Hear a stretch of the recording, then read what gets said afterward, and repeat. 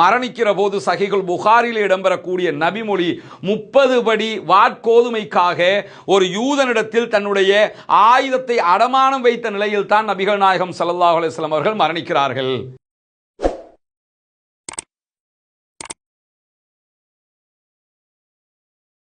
அஸ்ஸலாமு அலைக்கும் வரஹ்மத்துல்லாஹி வபரகாத்துஹு. அன்பிற்கினிய சகோதர சகோதரிகளே, புனிதமிக்க ரமலானுடைய மாதத்திலே தொடர்ச்சியாக நபிகள் நாயகம் ஸல்லல்லாஹு அலைஹி வஸல்லம் அவர்களுடைய வரலாற்று சிறப்பின் மிக முக்கியமான தேர்ந்தெடுக்கப்பட்ட பல பகுதிகளை பற்றி நம்ம பார்த்து வர்றோம். இதுவரைக்கும் அல்லாஹ்வுடைய தூதர் ஸல்லல்லாஹு அலைஹி வஸல்லம் அவருடைய ஆடை, ரசூலுல்லாஹ்வுடைய உணவு, ரசூலுல்லாஹ்வுடைய வீடு, அவர்களுடைய அரண்மனை எல்லாம் எப்படி இருந்தது என்பதை பற்றியெல்லாம் நம்ம பார்த்திருக்கிறோம்.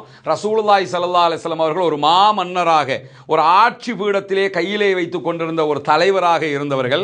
ரசூலுல்லாஹ் உயிரோடு இருக்கும்போது அருகிலே பாரசீக சாம்ராஜ்யம் இருந்தது, அதே போன்று இத்தாலி சாம்ராஜ்யம் இருந்தது. மன்னர் கிஸ்ராவும் அதே போன்று கைசரும் ஆட்சி செய்து கொண்டிருந்த பகுதிகள் எல்லாம் இருந்தது.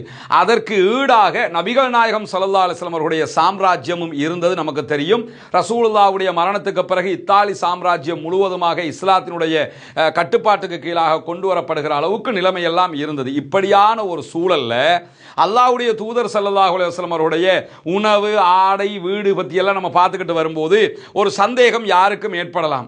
ஆமாம், அவர் சாப்பிட்டு இருக்க மாட்டாரு, ஆனால் அவரோட பிள்ளைகளுக்கு சேர்த்து வச்சிருப்பாரா இல்லையா என்கிற கேள்வி எழலாமா இல்லையா? ஏன்னா சில பேரை நீங்கள் பார்த்தீங்கன்னு சொல்லி சொன்னால் அவங்க சாப்பிட மாட்டாங்க, அவங்க நல்லா ட்ரெஸ் பண்ண மாட்டாங்க, அவங்களுடைய வீட்டை எடுத்துக்கிட்டிங்கன்னா கொஞ்சம் அறகுறையா அப்படி இப்படி தான் இருக்கும்.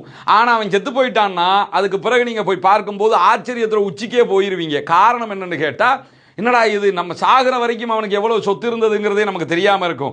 செத்து போனதுக்கு பிறகுதான் இவ்வளவு சொத்துக்களுக்கு சொந்தக்காரனா, இவ்வளவு சேமித்து வச்சிருக்கிறானா. ஏன்னா அவன் கஞ்சனா இருந்திருப்பான், அவன் பிள்ளைகளுக்கு ஏகபோக கோடிக்கணக்கான சொத்துக்களை சேமித்து விட்டு சேர்த்து விட்டு சென்று விடுவார்கள்.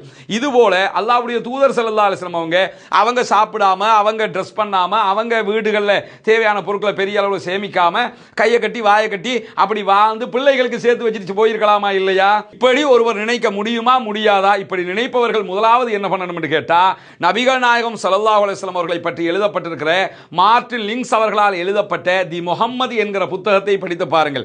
ஆங்கில மொழியில் வெளிவந்த புத்தகம், தற்போது தமிழ் மொழியிலும் கிடைக்கிறது. அந்த புத்தகத்தை படிக்கும் போதே இஸ்லாமியர்கள் ரசூலுல்லாஹை பற்றிய வரலாறுகளை எழுதியது என்பதை ஓரமாக ஒரு புறம் வைத்துக் கொள்ளுங்கள். முதலாவதாக என்ன பார்க்கணும்னா, ஒரு மாற்று மதத்தில் இருக்கிற போது மார்ட்டின் லிங்க்ஸ் அவர்களை எப்படியெல்லாம் எழுதியிருக்கிறார்கள் அதையெல்லாம் பார்க்கும்போது நம்ம நினைச்ச முகமது நபி வேறு, யதார்த்தமாக முகமது நபி அவர்களுடைய லைஃப் இப்படித்தான் இருந்திருக்கிறது என்பதை புரிந்து கொள்ள முடியும். அதே அடிப்படையில் ரசூலுல்லாஹி ஸல்லல்லாஹு அலைஹி வஸல்லம் அவர்கள் வாயை கட்டி வைத்த கட்டி தன்னுடைய பிள்ளைகளுக்காக சேமித்து விட்டு சென்றார்களா? இல்லை என்றால் அவர்கள் மரணிக்கும் போது அவர்களுடைய சொத்து நிலை எப்படி இருந்தது, எதைத்தான் விட்டுட்டு போனாங்க என்கிற நிலைக்கு யோசித்து பாருங்கள். அதை தேடி பார்க்கும்போது அல்லாஹ்வுடைய தூதர் ஸல்லல்லாஹு அலைஹி வஸல்லம் அவர்கள் மரணிக்கும் போது உலகின் இருந்த 3 வல்லரசுகளில் ஒரு வல்லரசின் தளபதியாக மரணிக்கிறார்கள். ஏற்கனவே நான் சொன்ன மாதிரி பாரசீகம், இத்தாலி, அதை தாண்டி மதீனா என்கிற மாபெரும் வல்லரசு, மாபெரும் சாம்ராஜ்யத்தினுடைய மாபெரும் தளபதியாக, ஆட்சியாளராக, ஜனாதிபதியாக மரணிக்கிறார்கள். மரணிக்கிற போது சஹீஹுல் புகாரியில் இடம்பெறக்கூடிய நபிமொழி 30 படி வாட்கோதுமைக்காக ஒரு யூதனிடத்தில் தன்னுடைய ஆயுதத்தை அடமானம் வைத்த நிலையில் தான் நபிகள் நாயகம் ஸல்லல்லாஹு அலைஹி வஸல்லம் அவர்கள் மரணிக்கிறார்கள்.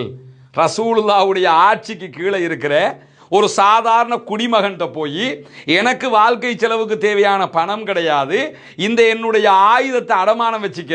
ஆயுதம்னா கவச ஆடை, ரசூலுல்லாஹ் யுத்தத்துக்கு போகும்போது போடுற கவச ஆடை இருக்குதுல்ல, அதுவும் ஆயுதம் தானே.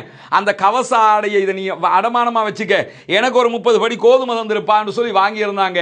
அந்த 30 படி கோதுமையை திருப்பி கொடுத்துட்டு ஆயுதத்தை, அந்த கவச ஆடையை மீட்டுக்கொள்ள முடியாத நிலையிலேயே ரசூலுல்லாஹ் மரணிக்கிறார்கள். உலகத்தில் எங்கேயாவது நடக்குமா? ஒரு ஜனாதிபதி போய் ஒரு சாதாரண குடிமகன்கிட்ட போய் கடன் வாங்குவாரா, அடமானம் வைப்பாரா? அந்த நிலைமையில தான் இன்றைக்கு உலகத்தில் நம்ம வரலாற்றில் பார்த்திருக்கிறோமா? இன்றைக்காவது அதை பார்க்க முடியுமா? ஆனால் நபிகள் நாயகம் ஸல்லல்லாஹு அலைஹி வஸல்லம் அவர்கள் குடும்பத்துக்கு சேர்த்து வச்சுட்டு அப்படி வச்சுட்டு போனாங்க, இப்படி வச்சுட்டு போனாங்கிற கற்பனைக்கே செல்ல வேண்டிய அவசியம் கிடையாது. தன்னுடைய கவச ஆடையை மீட்டுக்கொள்ள முடியாத நிலையில் ஒரு யூதனிடத்தில் அடமானம் வைத்த நிலையில் தான் நபிகள் நாயகம் ஸல்லல்லாஹு அலைஹி வஸல்லம் அவர்களுடைய உயிர் பிரிந்தது என்கிற செய்தியை சஹீஹுல் புகாரியில் பார்க்கிறோம். எனவே நபிகள் நாயகம் ஸல்லல்லாஹு அலைஹி வஸல்லம் அவர்களுடைய தூய்மை, நபிகள் நாயகம் ஸல்லல்லாஹு அலைஹி வஸல்லம் அவர்களுடைய வாழ்க்கையினுடைய யதார்த்தம் என்பது நாம் நாம் அத்தனை பேரும் போற்றி புகழுகிற நிலையில் தான் இருக்கிறது சகோதரர்களே. புகாரிலே இடம்பெற்றிருக்கக்கூடிய இன்னும் ஒரு நபிமொழி, நபிகள் நாயகம் ஸல்லல்லாஹு அலைஹி வஸல்லம் அவர்கள் மரணிக்கும் போது எவற்றையெல்லாம் விட்டுவிட்டு சென்றார்கள் என்பதை அழகாக பட்டியல் போட்டு காட்டுகிறது. ரசூலுல்லாஹி ஸல்லல்லாஹு அலைஹி வஸல்லம் அவர்கள் மரணிக்கிற போது தங்க காசுகளையோ வெள்ளி காசுகளையோ அடிமைகளையோ வேறு எதனையுமோ விட்டுவிட்டு செல்லவில்லை.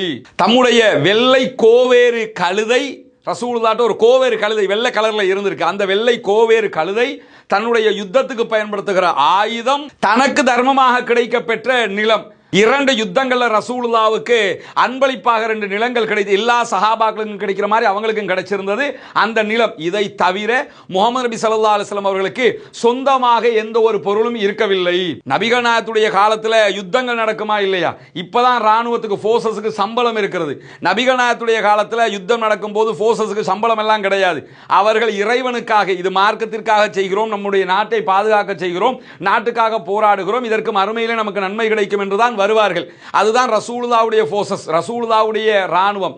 அந்த ராணுவத்துக்கு சம்பளம் எல்லாம் இல்லைங்கிறதுனால என்னைக்காவது நம்ம யுத்தத்துக்கு போகிற போது யுத்தத்தில் ஜெயிச்சிட்டோம்னு சொல்லி சொன்னா எதிரி படையில் வருவானா இல்லையா, விட்டுட்டு ஓடுகிற பொருட்கள் இருக்குல்ல, அந்த காலத்தில் யுத்தத்துக்கு வரும்போது எப்படி வருவாங்கன்னு கேட்டா, வாடா வாழ்வா சாவான்னு பார்த்துக்கிறோம், நீயா நானான்னு பார்த்துக்கிறோம்னு சொல்லி இருக்கிற மூட்டை முடிச்சோட கட்டிக்கிட்டு தான் வருவாங்க. வீட்டில் இருக்கிற மனைவி பிள்ளை எல்லாத்தையும் கூட்டிக்கிட்டு வர்ற மாதிரி என்ன பண்ணுவாங்கன்னு கேட்டா, ஆடு மாடு ஒட்டகத்தெல்லாம் சாச்சிக்கிட்டு வந்துருவாங்க, இருக்கிற சொத்து எல்லாத்தையும் எடுத்துக்கிட்டு வருவாங்க, நீயா நானான்னு பார்த்துருவோம்டான்னு வருவாங்க. அப்படி வருகிற போது யுத்தத்தில் எதிர்த்தரப்பு தோற்று விட்டார்கள் என்றால் இதையெல்லாம் தூக்கி வீசிட்டு தான் ஓடுவாங்க. குதிரைகள் கிடைக்கும், ஆயுதங்கள் கிடைக்கும், தங்கம் எதெல்லாமோ கிடைக்கும். இதெல்லாம் கிடைக்கும் போது அதே போன்று அவர்களுடைய பகுதிகள் கைப்பற்றப்பட்டு விட்டால் நிலங்கள் கிடைக்குமா இல்லையா? இப்படி நபிகள் நாயகம் ஸல்லல்லாஹு அலைஹி வஸல்லம் அவர்களுக்கு அன்பளிப்பாக யுத்தத்தினுடைய மிகுதியாக கிடைத்த 2 நிலங்கள் இருந்தது. இந்த நிலங்களையும் ரசூலுல்லாஹ்வுடைய கோவேறு வெள்ளை கலர் கழுதையையும் நபிகள் நாயகம் ஸல்லல்லாஹு அலைஹி வஸல்லம் அவர்கள் யுத்தத்தில் பயன்படுத்திய ஆயுதங்களையும் தவிர எதுவுமே ரசூலுல்லாஹி ஸல்லல்லாஹு அலைஹி வஸல்லம் அவர்கள் பிள்ளைகளுக்காக, வாரிசுகளுக்காக விட்டு செல்லவில்லை என்பதை சஹீஹுல் புகாரியினுடைய இந்த நபிமொழி அற்புதமாக நமக்கு கற்றுத்தருகிறது. 10 ஆண்டுகளாக ஆட்சி புரிந்த நபிகள் நாயகம் ஸல்லல்லாஹு அலைஹி வஸல்லம் அவர்கள் விட்டு சென்ற பொருட்களாக இவ்வளவுதான் இருக்கிறது. அதை கூட நபிகள் நாயகம் ஸல்லல்லாஹு அலைஹி வஸல்லம் உடைய மரணத்துக்கு பிறகு அவருடைய ஃபேமிலி எடுத்துக்கிற விதமாக கொடுத்துக்கிட்டு போகவே இல்லை. நபிகள் நாயகத்துடைய பேரா, நபிகள் நாயகத்துடைய சொத்துக்கள் எதுவுமே தன்னுடைய குடும்பத்துக்கு போய் சேராது, எல்லாமே அரச கருவூலத்துக்கு போயிரும்னு போயிட்டாங்க. நபிகள் நாயகத்துடைய மரணத்துக்கு பிறகு அபூபக்கர் சித்திக் ரலியல்லாஹு ஆட்சி காலத்தில் ஃபாத்திமா ரலியல்லாஹு அன்ஹா போய் என்னுடைய தகப்பனாருக்கு சொந்தமான நிலத்தை எனக்கு தாங்கன்னு கேட்பாங்க. அப்ப அபூபக்கர் சித்திக் ரலியல்லாஹு அன்ஹா சொல்லுவாங்க, நபிமார்களுடைய சொத்துக்கு யாரும் வாரிசாக மாட்டாங்கன்னு உங்களுக்கு தெரியாதம்மா, அதனால நான் அதெல்லாம் உங்களுக்கு தர முடியாது. ரசூலுல்லாஹ் விட்டு சென்றது இவ்வளவுதான். இதை கூட குழந்தைகள் பெற்றுக்கொள்ள முடியாது. பிள்ளைகளுக்காக சேர்த்து வச்சிருப்பாங்கன்னா சேர்த்து வச்சு பலன் கிடையாது. அதை நபிகள் நாயகத்துடைய ஃபேமிலி அனுபவிக்க முடியாது, வாரிசாக முடியாதுன்னு போயிட்டாங்க. எனவே அல்லாஹ்வுடைய தூதர் ஸல்லல்லாஹு அலைஹி வஸல்லம் வாழ்க்கை என்பது தூய்மையிலும் உச்சகட்ட தூய்மை. இந்த உலகத்தில் நபிகள் நாயகத்துடைய பெயரை சொல்லி யாரும் ஏமாற்றவும் முடியாது. நபிகள் நாயகம் யாரையும் ஆன்மீகத்தின் பெயரால் ஏமாற்றியதும் கிடையாது. அப்படிப்பட்ட ஒரு மிக தூய்மையான வெள்ளை வெளேர் என்கிற ஒரு வாழ்க்கையை வாழ்ந்துவிட்டு சென்றவர்கள் தான் நாம் பின்பற்றி கொண்டிருக்கக்கூடிய, நாம் தூதராக ஏற்றுக்கொண்டிருக்கக்கூடிய, நாம் இன்றைக்கு வாழ்க்கை வழிமுறையாக பின்பற்றக்கூடிய கருத்துக்களை நமக்கு கொண்டு வந்து தந்த, இறைவனிடமிருந்து வகை செய்தியை கொண்டு வந்து தந்த இறைவனுடைய இறுதி இறை தூதர் நபிகள் நாயகம் ஸல்லல்லாஹு அலைஹி வஸல்லம் அவர்களாக இருக்கிறார்கள். எனவே சகோதரர்களே, ஒவ்வொரு முறையும் நபிகள் நாயகத்தை பின்பற்றுகிற போது இந்த செய்திகள் எல்லாம் உங்கள் கண் முன்னால் வந்து நிற்க வேண்டும். நபிகள் நாயகம் எவ்வளவு பெரிய மாமன்னர், எவ்வளவு பெரிய உத்தமராக இருந்திருக்கிறார்கள் என்பதை நாம் புரிந்து கொள்ள வேண்டும்.